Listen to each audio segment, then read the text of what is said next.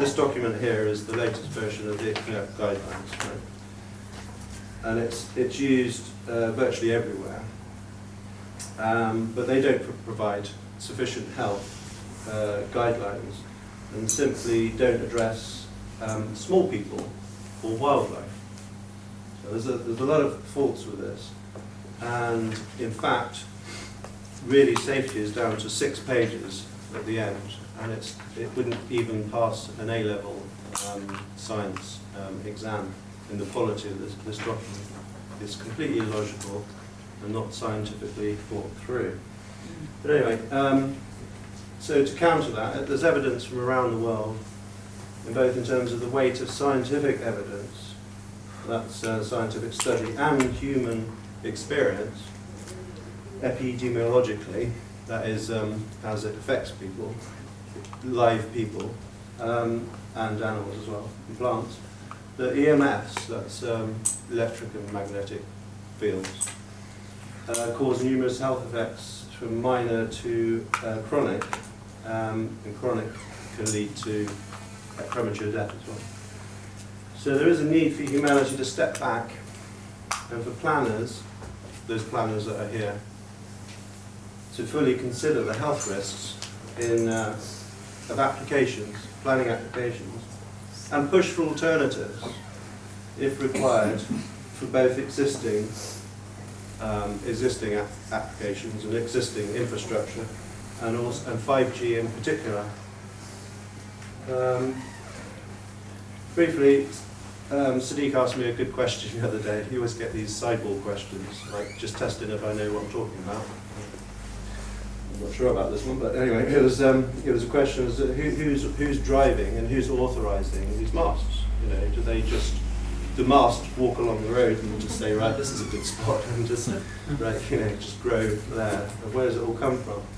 And it's a good question because it's not entirely clear, but there are a number of drivers here. This is not necessarily in the right order, but the government, through DCMS, they raise white papers saying how wonderful everything is and technology needs to grow and expand.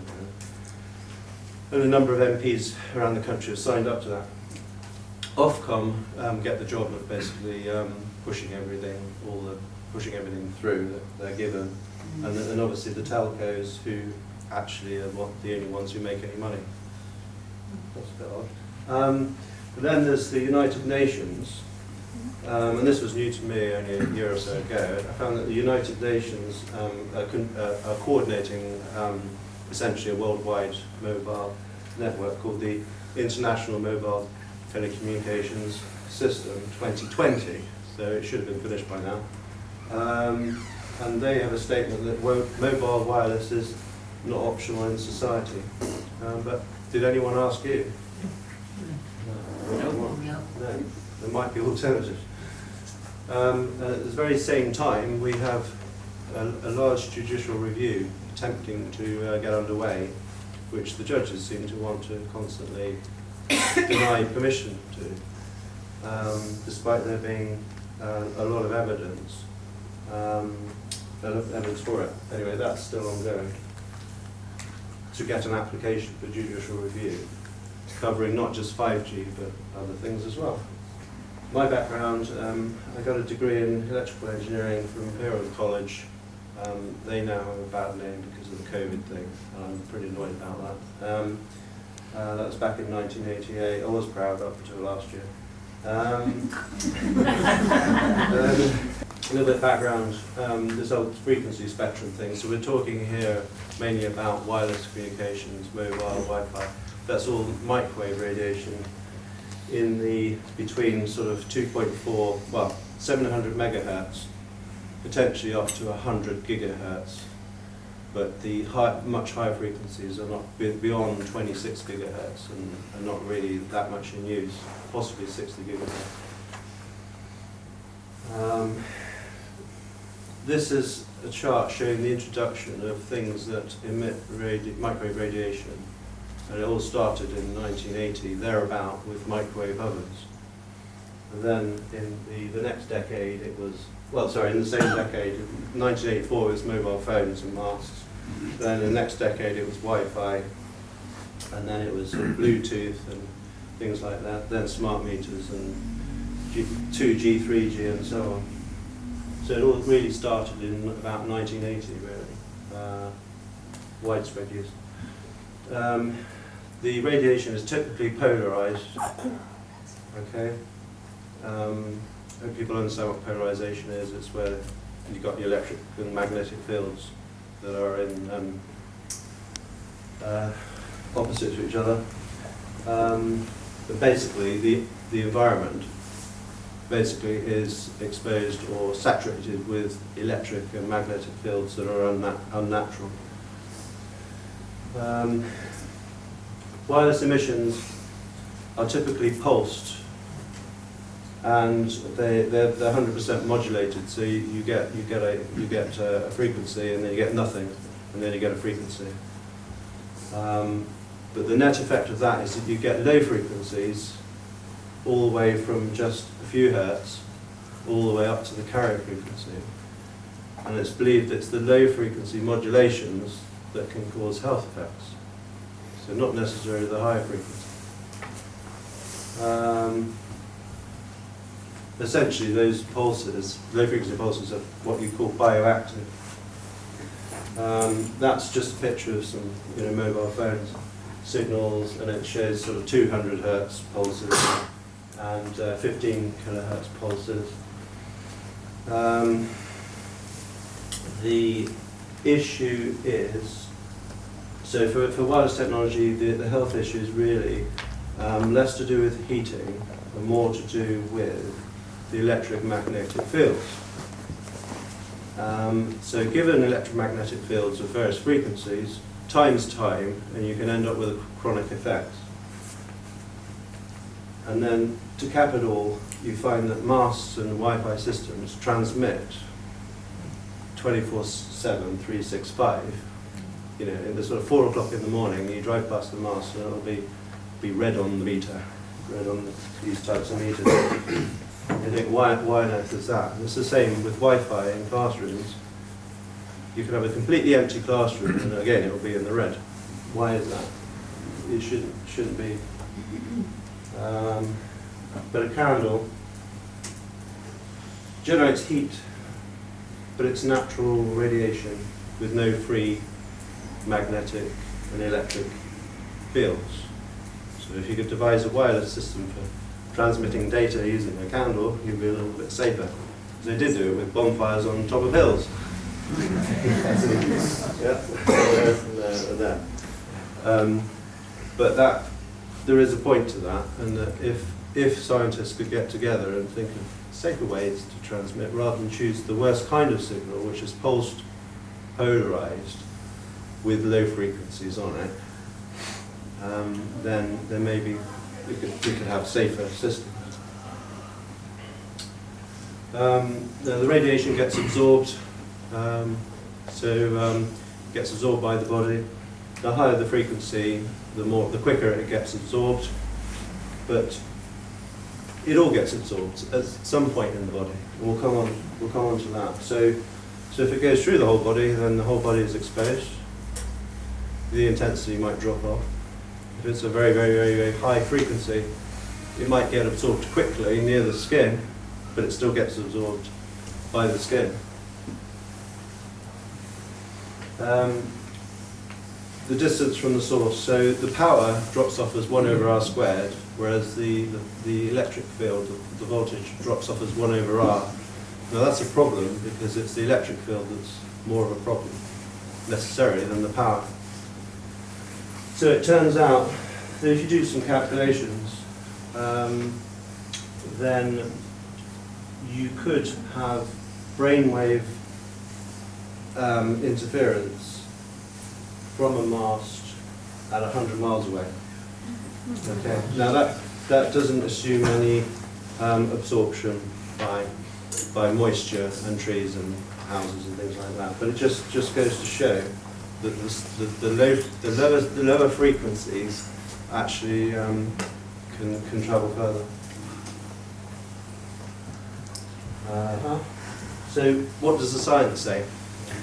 Well, there is just so much out there. It's just grazing, how much science, how much work has been done, how much research has been done for so many years. There's 120 years of Russian science on this. There's absolutely tons of it. And in 1973 there was a conference with the WHO where the implications of the rollout of this type of communication was explained to all of the countries of the world, and that the effects would include chronic effects, including cancer.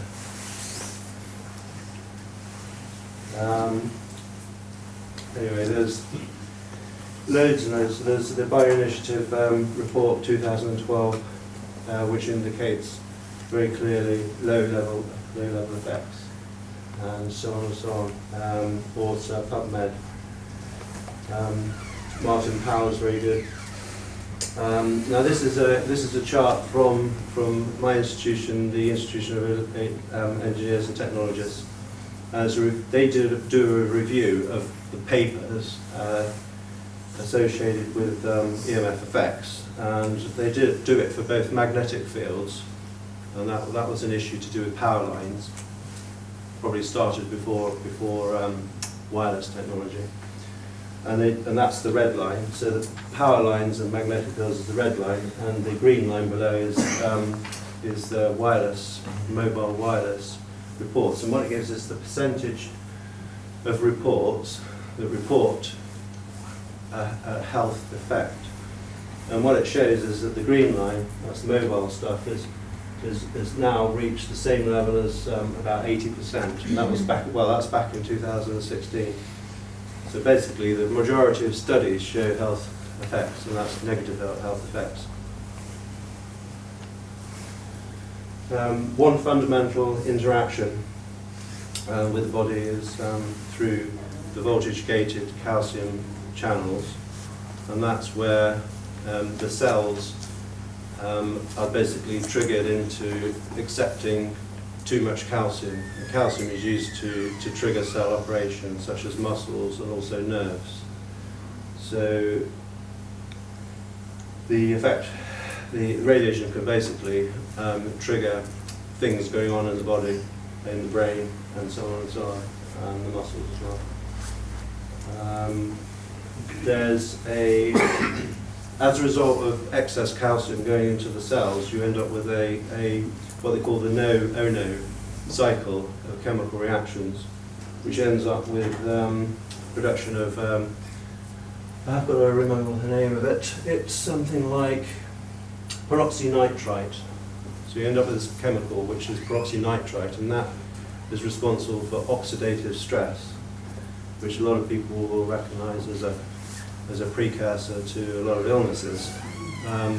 There was a study done by a chap, I can give people the references if they want later, of 170 million American people with chronic illnesses, and there were about 50 different chronic illnesses amongst this 170 million people, and the common link was peroxynitrite, and it was oxidative stress. So that shows an interesting link. Now, the strange thing was, I was reading this paper, and the chap didn't mention wireless technology once. He was just doing a study of chronic illnesses.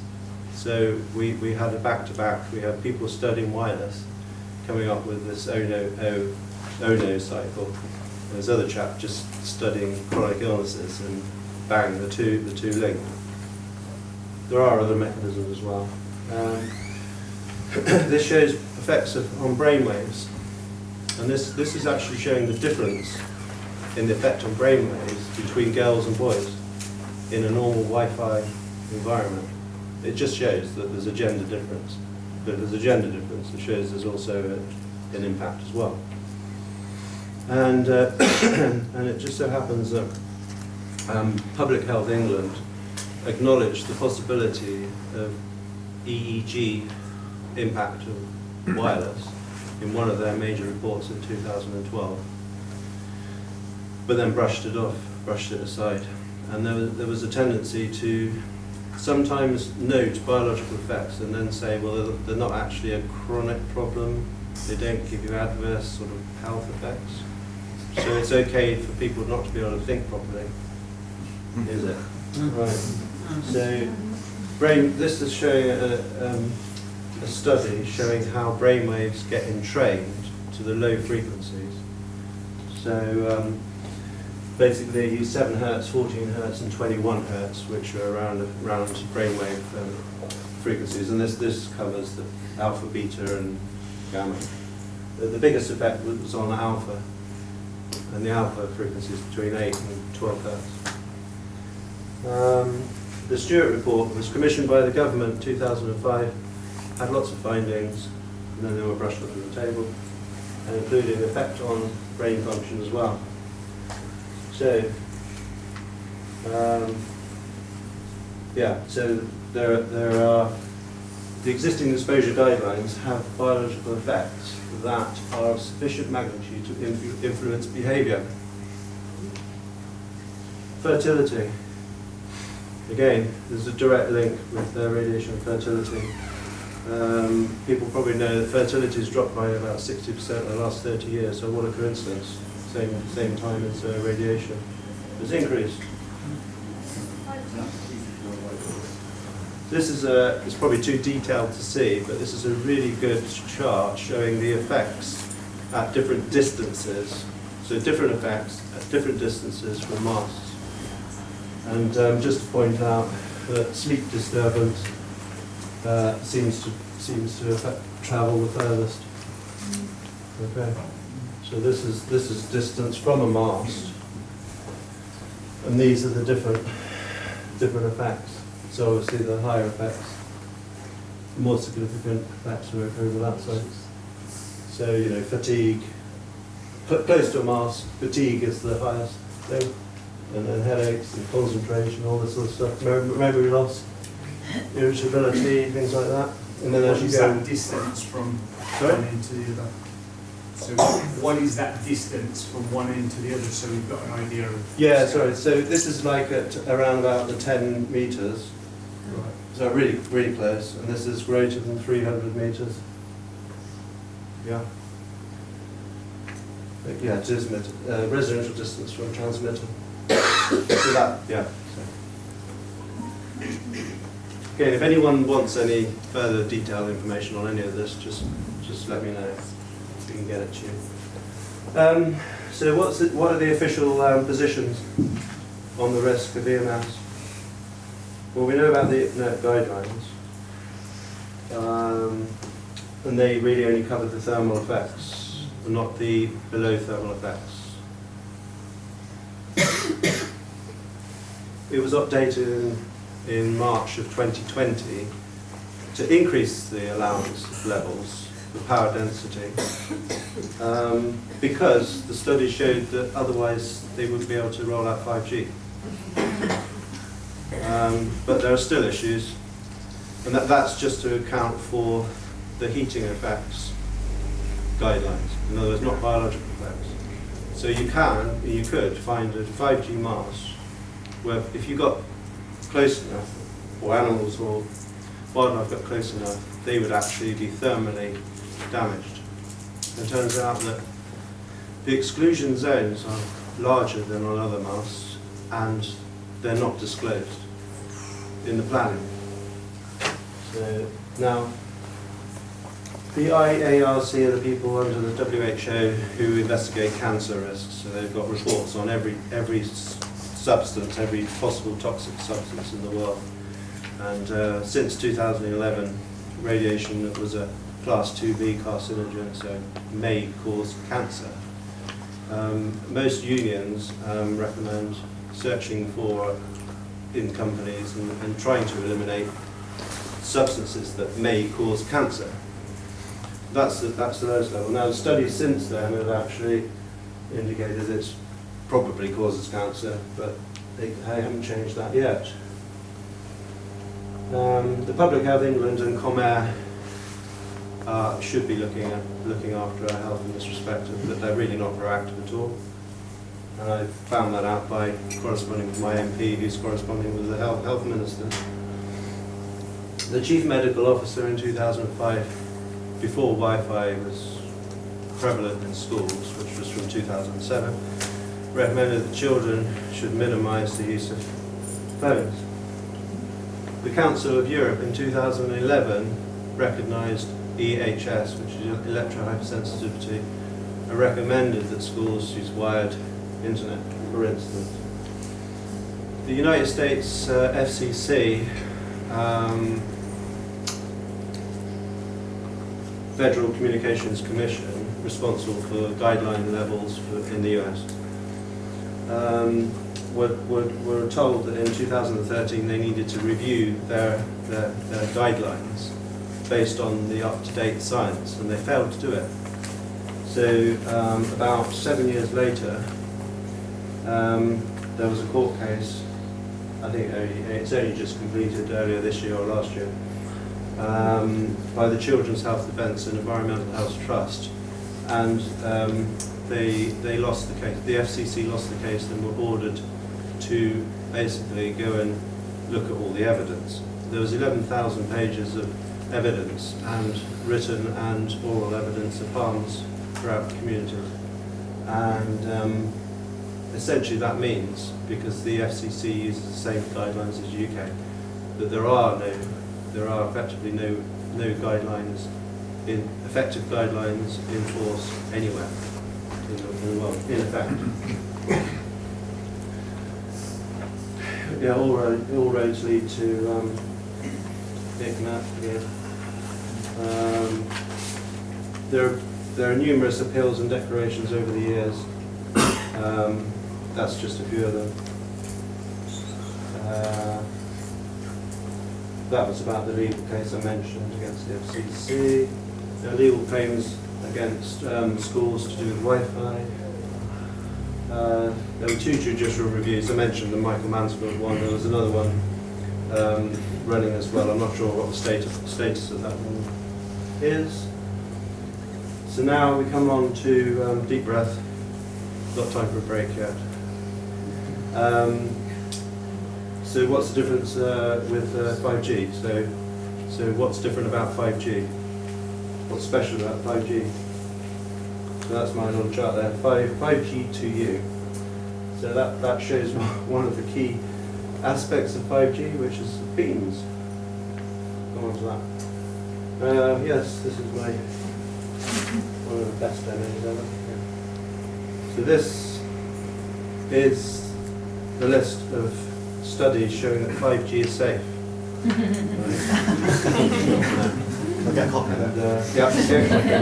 And someone had the bright idea of the white paper campaign. So you stick one up in your window, and then people say, "Why you've got a white piece of paper stuck up in your window?" And you say, "It's a list of all the studies showing that 5G is safe."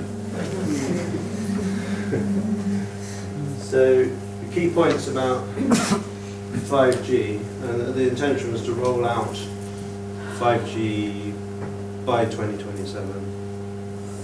Different phases. So the first phase actually covers the type of mast that you've got this planning application for in Glastonbury. And it's in the sub-6 category, around about 3.6 gigahertz. So it's a similar frequency band to the existing ones that are around 2.4 gigahertz. So you're likely to have the same types of health issues. Right, we'll come on to the millimetre wave. So it's not millimetre wave, it's longer wavelength. But this is with beam forming. Okay, so there's at the moment similar frequencies, but it has beam forming, and we'll come on to that. But it also, a lot of them require 4G support. So you'll find, and I'll point it out later, the mast goes up and it'll have both 4G and 5G antennas on it. Basically, 4G is to give geolocation for user devices, so it'll know where your user device is. And then the 5G is to transmit the downlink, the film that you wanted to watch repeatedly, sitting on the steps of the town hall. So we'll come on to a bit more detail on that.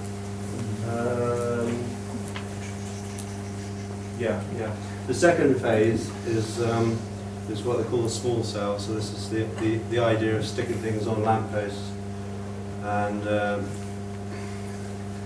so on. And it's called densification, and that would require higher frequencies in the millimetre wave, sort of lower local powers, but higher frequencies.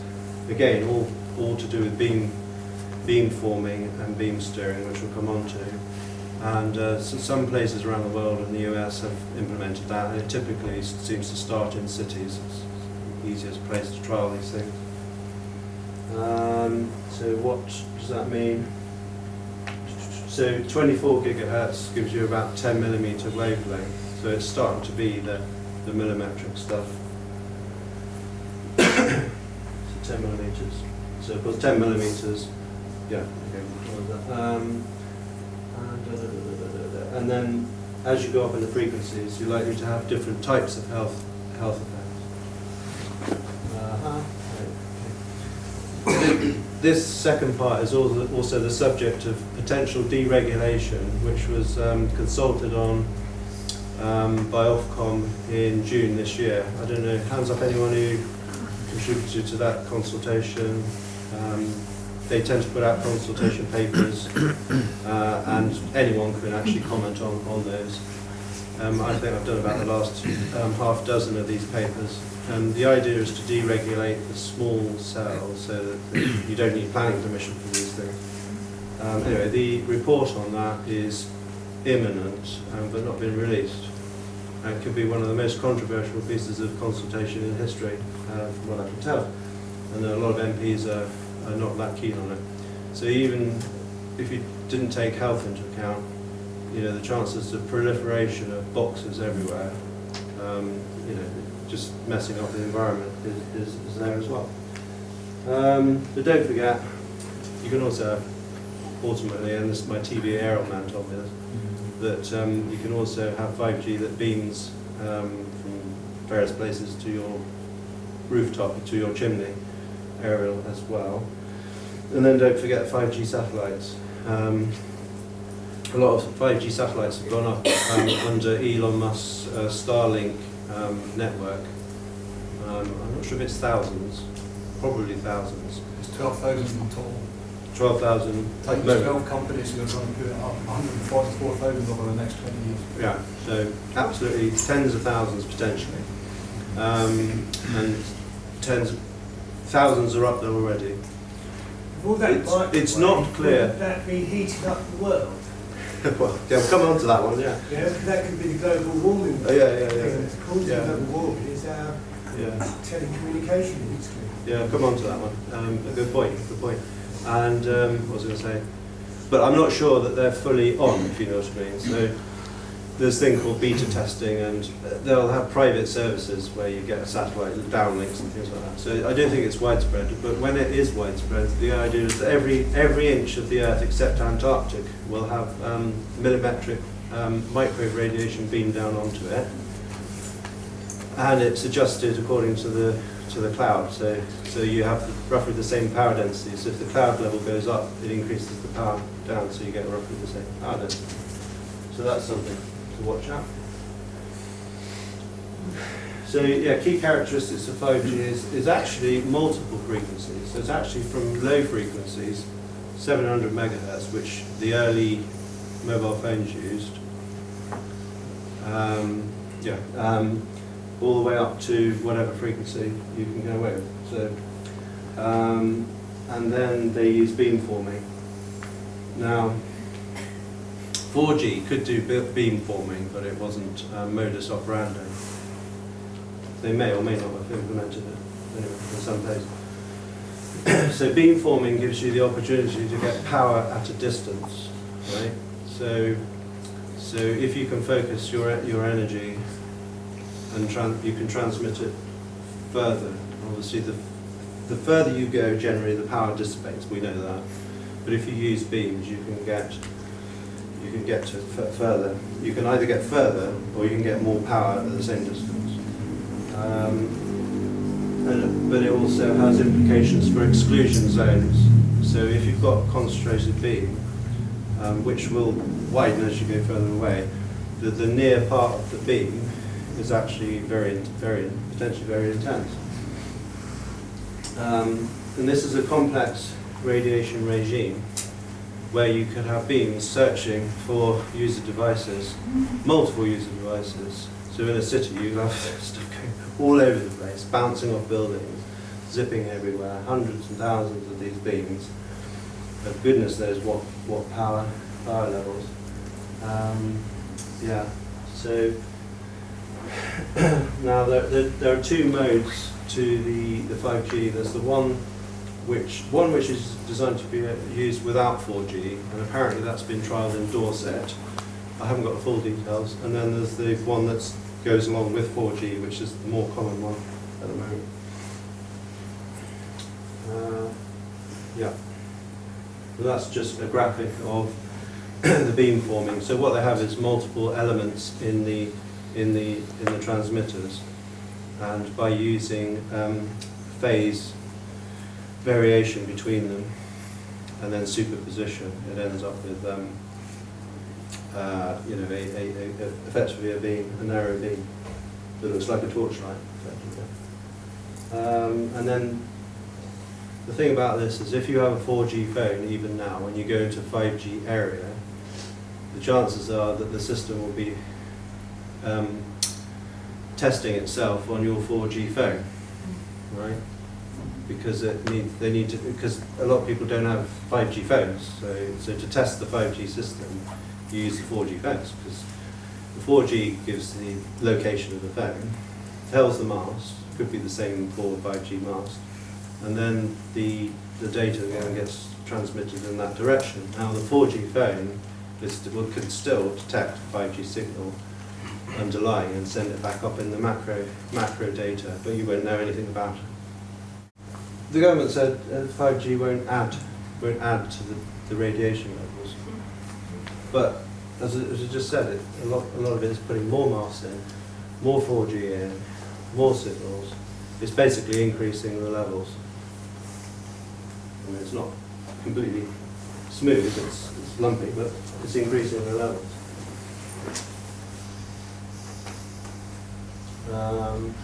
Very quickly,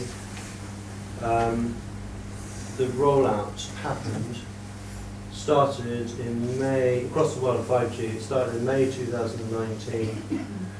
There were about 303 networks.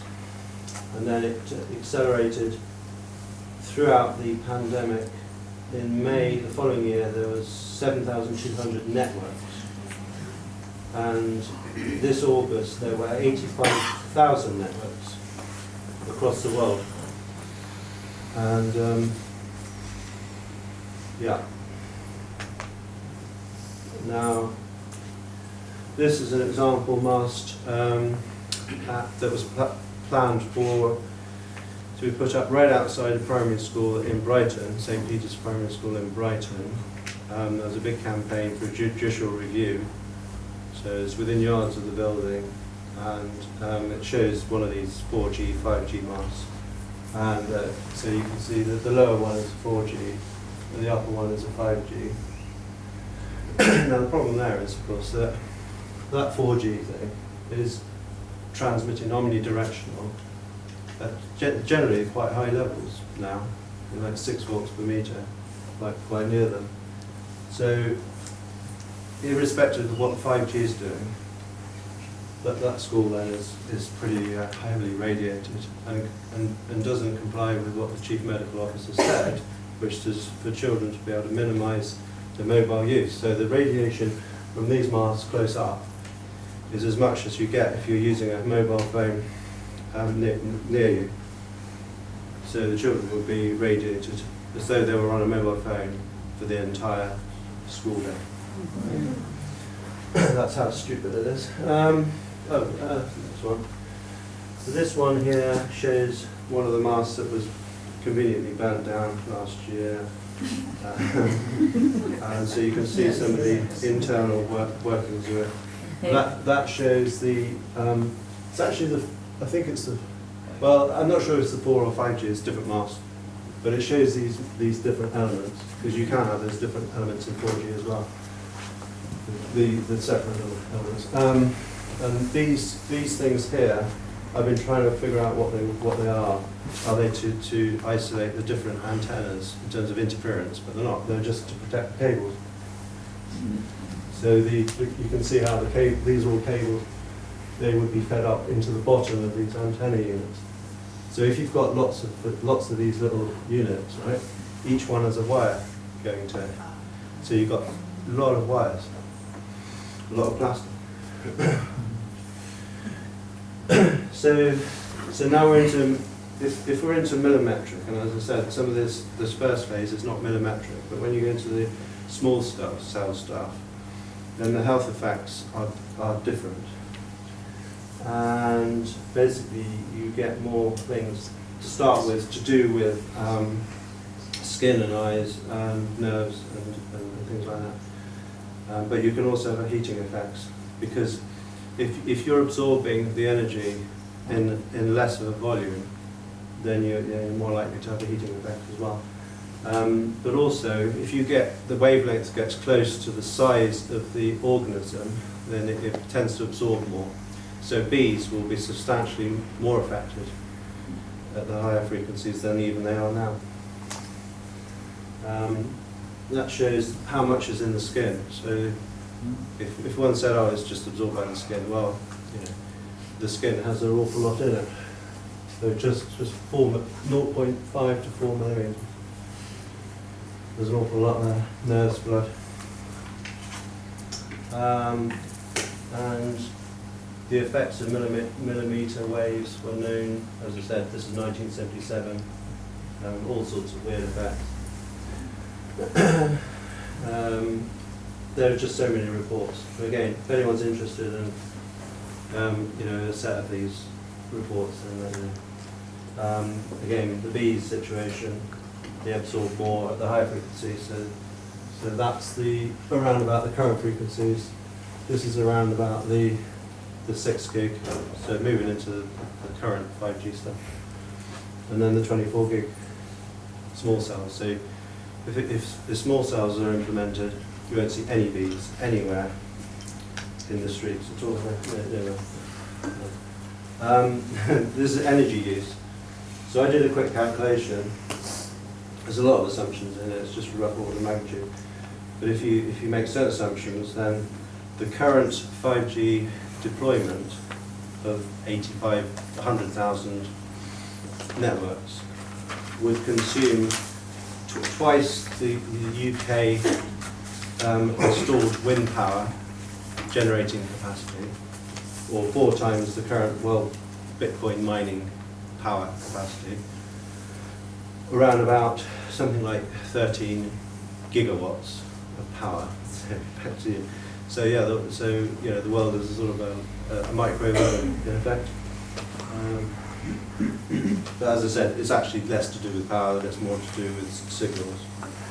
But that's how much energy is being used. So official positions on 5G are even less tenuous than the other stuff. So even the ICNIRP chairman himself said that it's very difficult to predict if there will be health hazards with the new networks, and the rollout you may as well call a public experiment. That was in a Telegraph interview on the 3rd of March 2019, so not that very long ago. and my point I was going to make later was that if it's a public experiment, then where are all the studies? We've had the rollout, and there are thousands, well, I'm not sure how many networks there are, but there's a hell of a lot in the UK. So we should see the studies for that. As I said, the FCC chairman actually said that we won't study, we won't regulate, or wait for standards, we'll just roll it all out.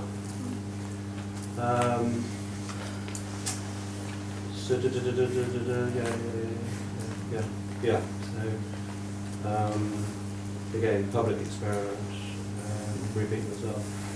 5G trials. So in 2019 there were going to be 5G trials going on in 20 test bed cities. So I'm just saying, where's the epidemiological evidence being collected and made public, because if not, we're in serious trouble. Experiment with no reporting. Yeah? Can I ask why is it, if this is all being brought about, that the people so are further up, don't they want to live and be healthy as well? I'm aware of other agendas going on, but what I can't get is with all this, surely the people that are saying yes, it's okay, want their families to be healthy and have a sort of natural life. So this is what I don't get about all this. There's brainwashing and there's a hierarchical brainwashing, and it's not dissimilar to COVID as well. Yeah. But I still don't get how these people at the top who have got families and want their offspring. They don't let, I think Bill Gates and a lot of the top people who don't let their own kids use mobile phones. I know that. Yeah. But this sort And of their houses are thing screened. is going to affect the whole world. Yeah. These satellites. But they'll, for example, there'll never be a phone mast outside Millfield Public School. There'll never be a phone mast near that school, because that's where all the rich people send all their He's kids. just been saying these satellites, it's going to be like a microwave. Yeah, well, hold on to that. We'll just finish this, but it's I'm just putting that out there that, it's no. you know, we're looking at this. But I asked Barry Trower that, and he said they know and they avoid it. So that's all I can say. But yeah. Just to point out that the the Health of the Nation, 50 in 2019. The National Health Information indicated that 56% of the UK population had one or more long-term conditions. And so I asked whether that could be related to partly or in large part to EMS. So there used to be the pensions time bomb, I call it the wireless time bomb, but now it's also overtaken by the COVID time bomb. The big picture, as I said, this has been driven by the United Nations as a global system, right? So it's very difficult to fight something when locally when the powers that be want it rolled out everywhere. So that's the problem you've got, and it's to do with it enables technocracy, control and privacy. Look at Patrick Wood on that. Data pumps, and it enables the WF, the World Economic Forum, Great Reset. Internet of Bodies, Internet of Things, AI and robots. So then very briefly on to planning. Those things in house. Planning considerations. Okay. So the big problem is, shouldn't health be a planning consideration or material matter? Well, thus far it's always they've tried to avoid it and say the planning and the health are completely separate things. And so long as the installation has got a ICNA self-certification, in other words, the telecom is saying that we self-certify that it meets the guidelines, these guidelines, then everything's fine. But in actual fact, legally speaking, all manufacturers of products have a health and safety requirement. So those are only guidelines. They can still be held liable for health and safety of their products, irrespective of what the guidelines might say. So one should really probe the telecoms to see what studies they've done, what their conclusions are, rather than relying on guidelines. That the chairman once said he doesn't understand why people follow his guidelines. So it's all a bit crazy. So we're talking about St. Peter's School, and you saw that mast, the outline of the mast by the school. So there was a campaign for a judicial review because the planning was approved. So the Brighton and Hove Council approved that mast by the school. So of course people will say, well, this is crazy. So they applied for a judicial review, and effectively they won that, and the operators didn't turn up, didn't contest, didn't defend, didn't do anything. So that they lost the case. The planning application was voided, quashed, and these are the reasons given. So they had permission for judicial review, but the operator just agreed that they wouldn't bother with that application. So they didn't have to go through with the judicial review. But the key one here was that the council failed to address the health impact of this particular proposal and obtain adequate evidence, assessment of proximity to the school, etc., etc. They actually changed the height during the planning application as well. But that's one of the first times that this, so health, that sets a precedent. So health is can be used